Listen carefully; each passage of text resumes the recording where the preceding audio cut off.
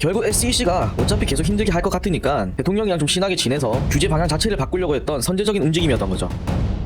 리플은 SEC와 4년간 진행했던 법적 분쟁을 중단했습니다. 여기서 중요한 건 합의했다가 아니죠. 바로 시장의 XRP로 둘러싼 불확실성이 사라졌다는 겁니다. 기관들은 절대 일반 거래소를 사용하지 않아요. 왜냐? 해킹 위험, 유동성 부족, 시장 가격 충격 이런 걸 피하기 위해서 반드시 중간에 브로커를 끼웁니다. 기관들은 규제가 확실하고 신뢰할 수 있는 시장에만 보통 들어오는데 그 기준을 CME가 세워준 거죠. 정말 많은 것들이 바뀔 거라고 생각합니다. 왜냐면 돈이 움직이는 방식 자체가 달라지기 때문인데. 오늘은 그동안 우리가 영상으로 하나씩 다뤘던 리플의 움직임들 한번 싹 다 정리해보도록 하겠습니다. 트럼프 취임식 기부부터 SEC 소송 합의, 히든로드 인수, 그리고 CME 상장까지 이미 다루긴 했지만 이걸 연결해서 보면 리플이 지금 어떤 방향을 그리고 있는지 조금 더 명확하게 보입니다. 그래서 이번 영상은 어떤 특정 이슈에 대한 이야기를 하기보다는 지금까지 리플이 보여줬던 액션들을 하나로 이어서 어떤 목표를 가지고 움직이고 있는지 이해하기 쉽도록 풀어서 설명을 한번 해드리겠습니다. 먼저 24년 12월에 리플은 트럼프 취임식 기금에 약 500만 달러치를 XRP로 기부했었죠. 이게 어떤 의미였냐면 가상자산 시장에 대한 우호적인 관계를 만들기 위해서도 있었겠지만 정책 주도권을 선점하기 위한 노림수였습니다. 당시 상황이 암호화폐 시장은 SEC 규제 리스크에 짓눌려 있던 때였고 XRP는 특히나 SEC와의 법적 분쟁으로 인해서 발목이 딱 잡혀 있었죠. 그런데 트럼프는 이전에 공약으로도 내걸었지만 디지털 자산에 대해 상대적으로 우호적인 입장을 밝히고 있었고 SEC를 본인이 원하는 방향으로 컨트롤하기 위한 노력을 했습니다. 그래서 리플이 봤을 땐 이런 부분들이 기회라고 생각을 했을 것 같아요. 즉 규제를 하는 SEC와 싸워서 이기려고 하기보다는 차라리 대통령을 우리 편으로 만들자, 약간 이런 뉘앙스의 액션을 보인 게 아닌가 싶습니다. 결국 SEC가 어차피 계속 힘들게 할 것 같으니까 대통령이랑 좀 친하게 지내서 규제 방향 자체를 바꾸려고 했던 선제적인 움직임이었던 거죠. 그 결과 25년 3월에 리플은 SEC와 4년간 진행했던 법적 분쟁을 중단했습니다. 여기서 중요한 건 합의했다가 아니죠. 바로 시장의 XRP로 둘러싼 불확실성이 사라졌다는 겁니다. 그동안 기관 투자자들은 XRP를 좋게 보고 있었지만 가장 걱정했던 게 SEC랑 싸우다 끝장나면 어떡하냐, 그리고 결국 증권으로 판정나면 안 된다라는 이런 불안을 가지고 있었거든요. 근데 소송이 끝났습니다. 이제 시장은 확신할 수 있게 된 거죠. 이제 XRP는 괜찮다, 문제 생길 일은 없다, 법적 불확실성 제거, 이게 리플에게는 엄청난 큰 변곡점이 됐습니다. 그리고 리플은 이 순간을 기다렸다는 듯이 다음 스텝을 준비하고 있었죠. 바로 2025년 4월 8일에 히든로드를 인수했습니다. 히든로드는 제가 기관 고객들을 상대로 거래소를 통하지 않고 안전하게 자산을 사고 팔 수 있게 해주는 프라임 브로커리지라고 설명했었죠. 기관들은 절대 일반 거래소를 사용하지 않아요. 왜냐? 해킹 위험, 유동성 부족, 시장 가격 충격 이런 걸 피하기 위해서 반드시 중간에 브로커를 끼웁니다. 그리고 리플이 이걸 정확히 캐치한 거죠. 그래서 그냥 송금 네트워크만 만든 게 아니라 송금에 필요한 돈 자체가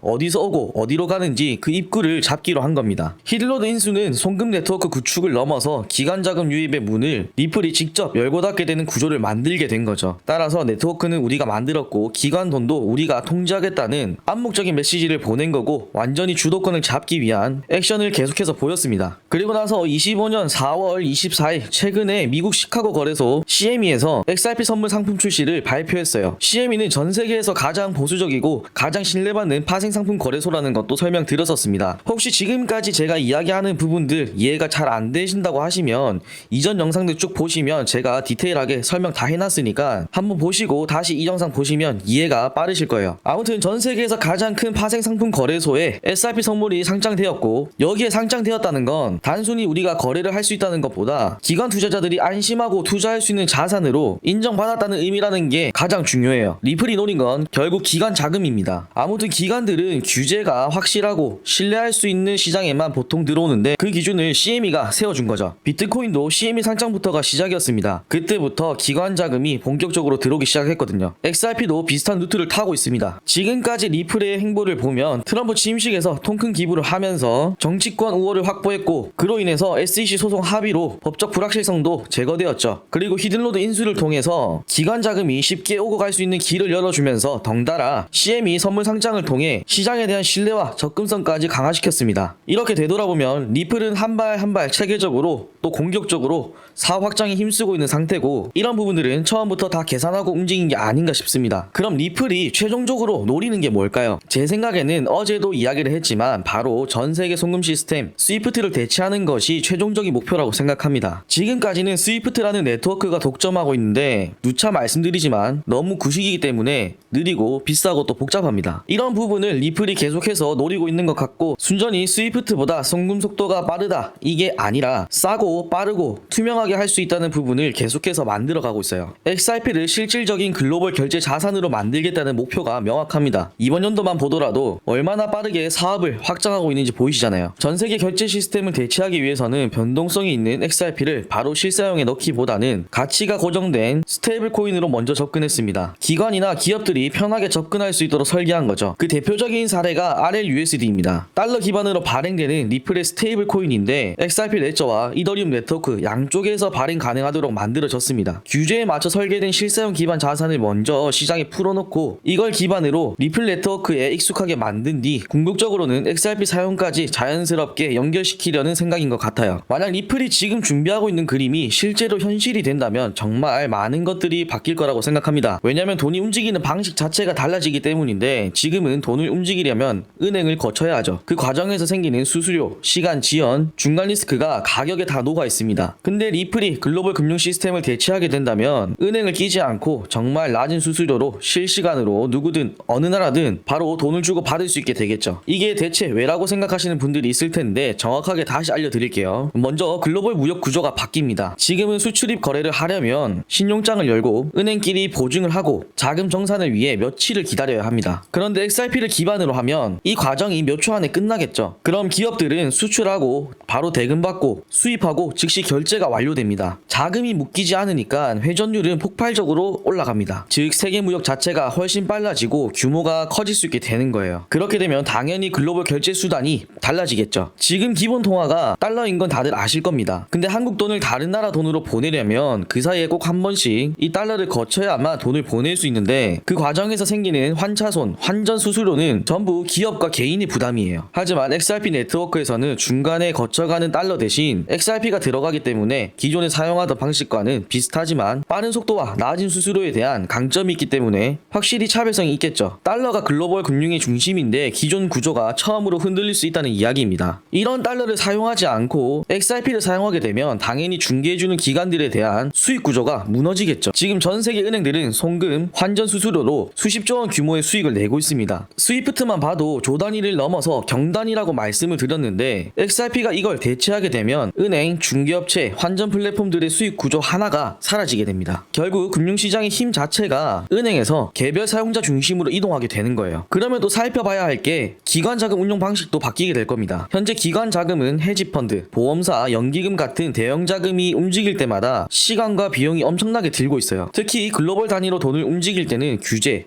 심사, 서류 과정만 해도 몇 주씩 걸리는 게 기본입니다. 앞에 이야기했던 은행과도 비슷하지만 결국 XRP 네트워크를 사용하게 되면 몇 초 만에 세계 어디로든 실시간으로 자금 이동이 가능합니다. 그렇게 되면 자금 시장의 유동성이 지금보다 훨씬 커질 거고, 전 세계 투자 흐름과 채권 시장, 외환 시장이 기존과 완전히 다른 속도로 움직이기 시작할 겁니다. 그러면 자연스럽게 자산 소유 개념 자체가 바뀌게 되겠죠. 지금은 은행에 돈을 맡긴다는 게 사실상 은행이 말 그대로 돈을 대신 가지고 있는 구조인데, 이런 부분들이 각 개인이나 기관이 자기 자산을 직접 실시간으로 통제하는 시대가 열리게 됩니다. 송금, 결제, 투자, 대출, 이 모든 걸 자기 지갑에서 바로 실행할 수 있게 되니까 자산은 내 건데 실제 권한은 은행이 가지고 있다는 기존 패러다임이 완전히 깨지게 되는 거죠. 따라서 XRP가 만들어내고 있는 변화는 진짜 금융혁명이 될 수도 있습니다. 오늘 영상에서는 그동안 리플이 보여줬던 흐름들을 하나로 연결해서 같이 살펴봤습니다. 처음에는 그냥 하나하나 단순한 이슈처럼 보였던 내용들이 이렇게 큰 그림으로 이어지고 있다는 걸 보면 확실히 리플은 단순한 송금 프로젝트를 넘어서 진짜 금융 시스템 자체를 바꾸려는 걸 느낄 수 있죠. 앞으로 이 흐름이 실제로 시장에 어떤 영향을 줄지, XRP가 어디까지 갈 수 있을지 조금 더 길게 보고 지켜보는 게 중요한 시점인 것 같습니다. 오늘 내용이 여러분들에게 조금이라도 도움이 되셨다면 구독, 좋아요, 그리고 알림 설정까지 꼭 한 번씩 눌러주시고요. 앞으로도 이런 흐름들 빠르게 정리해서 이해하기 쉽도록 계속해서 전해드리겠습니다. 그럼 오늘 영상은 여기서 마무리하도록 하고, 시청해주셔서 감사합니다.